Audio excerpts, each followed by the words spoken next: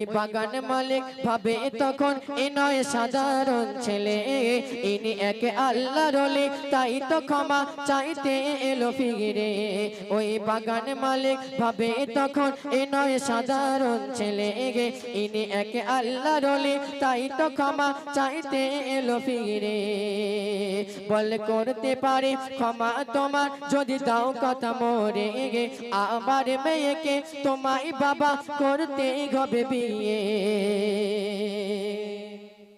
ওই বাগান মালিক ভাবে তখন এ নয় সাধারণ ছেলে, ইনি এক আল্লাহর ওলি, তাই তো ক্ষমা চাইতে এলো ফিরে।